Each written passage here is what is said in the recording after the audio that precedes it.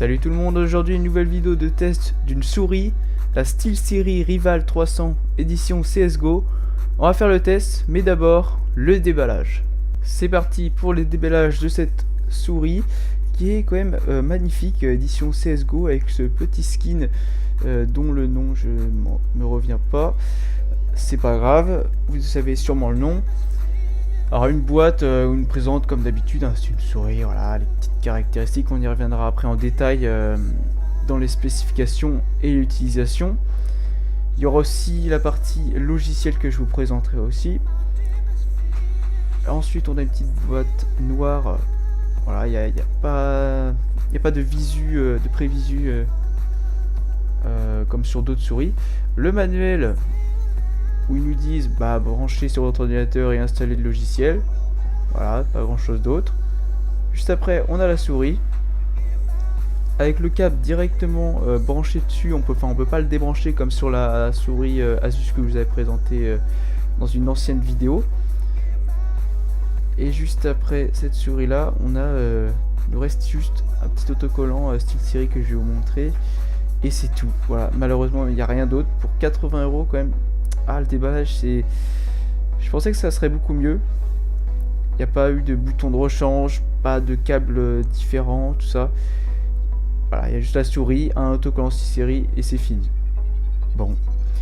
Alors la souris, alors comme vous pouvez voir, elle est vraiment magnifique. Alors après, c'est mon avis.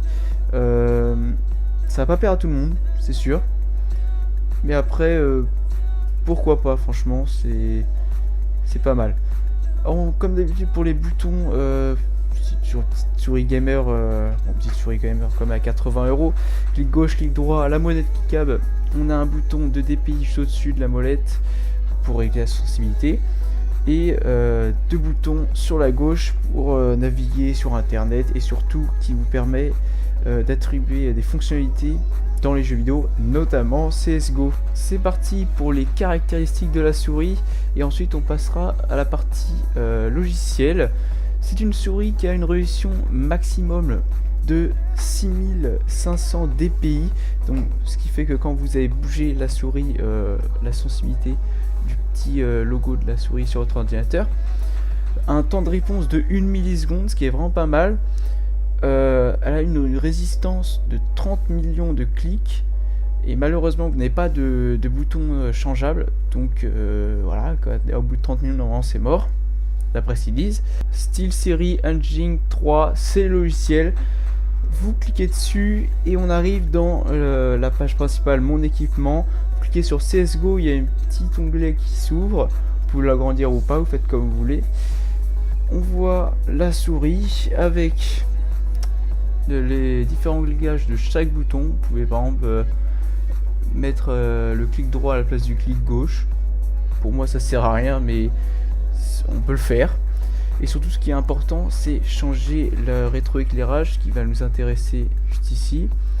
Alors au début il était orange et là j'ai réglé en blanc. Voilà, ça se fait très facilement, il n'y a pas besoin de lire une notice ou quelque chose comme ça. C'est très simple, très ergonomique et ça change plutôt facilement. Vous avez déjà des pré-réglages qui sont juste à droite. C'est voilà quoi, si vous voulez avoir des pré-réglages, c'est plutôt pas mal. Et on peut surtout aussi changer la couleur de la molette et ça sera tout. C'est sûr qu'il y a moins de rétroéclairage que la Asus où il y en avait toute une barre en dessous qui était vraiment, je trouve ça vraiment très très joli. Mais ça reste plutôt pas mal. Vous allez voir que le rétroéclairage il y a une petite fonction dans le logiciel qui est quand même pas mal. Juste à droite on a le réglage de sensibilité de la souris et de la molette aussi, ce qui est plutôt pas mal. On peut régler quand même plutôt précis, et on a aussi une fonctionnalité pour régler l'accélération et la décélération. C'est à vous de voir. Moi j'ai déjà essayé sur la Asus, sur celle-ci j'ai même pas essayé parce que je vois très bien ce que ça fait et ça ne m'intéresse pas. Voilà. Ensuite vous allez dans application et vous allez cliquer sur configuration Counter Strike et juste ici vous allez arriver dans un menu qui vraiment est intéressant où vous allez pouvoir régler par exemple que que le rétroéclairage de la molette soit en fonction de vos munitions. Si vous avez beaucoup de munitions, ça va être affiché en vert. Alors après, vous pouvez régler en fonction comme vous voulez, en vert. Et plus vous aurez moins de munitions, plus ça va virer vers le rouge. Et pareil pour la santé, c'est vraiment bien foutu. C'est une fonctionnalité que vous n'avez pas chez Asus sur la Gladius 2. Et que là, franchement, quand je vois ça, je me dis c'est pas mal. Ça pourrait intéresser certains, d'autres non, parce que vous n'avez pas forcément regardé votre souris en plein jeu. C'est vrai qu'après il faut penser à ça, mais c'est quand même une fonctionnalité en plus. Et il y a un dernier onglet, bibliothèque, qui vous permet de rajouter des préférences pour les jeux qu'on a vu juste avant. On va passer à la conclusion et en même temps je vais vous parler des jeux, je n'en ai toujours pas parlé. Prise en main en jeu, qu'est-ce que ça donne? Eh bien, moi qui n'ai pas des grandes mains, ni des toutes petites mains, franchement, j'ai relevé un gros défaut, c'est qu'il faut avoir des grandes mains. Pourquoi? Parce que le clic sur gauche, enfin, les deux boutons sur la gauche de la souris, celui qui est le plus loin, et j'ai du mal à accéder, qui fait que je suis obligé de changer de position. C'est pas très agréable, clairement. Donc pour ceux qui ont des grandes mains, il n'y aura aucun souci, mais pour moi, si vous avez des mains préparées que les miennes, vous aurez ce problème là, ce qui est franchement, ça m'a un peu posé problème. Sinon la prise en main reste quand même excellente. Alors c'est vrai que quand on regarde la souris comme ça, on se dit voilà, la prise en main va être complètement standard. En réalité elle est quand même bien foutue, hein. Elle est aussi bien que la Asus quand vous posez juste la main dessus. Et après c'est surtout le problème de bouton qui me gêne, moi, c'est tout. J'ai rien d'autre à dire, elle est vraiment très bien, c'est une souris pour jouer, elle marche nickel.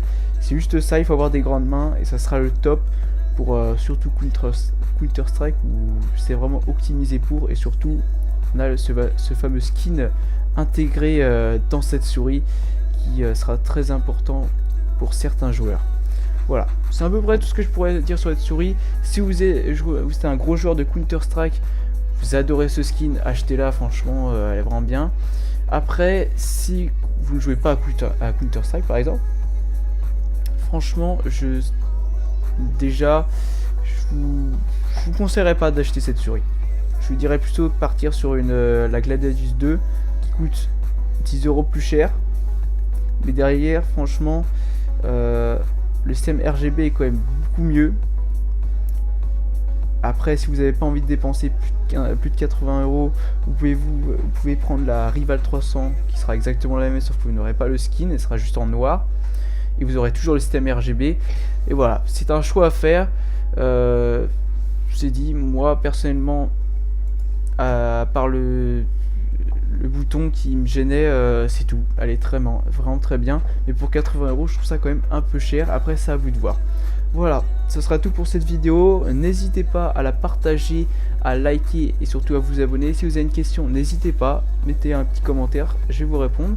Et je vous dis à la prochaine vidéo. Salut!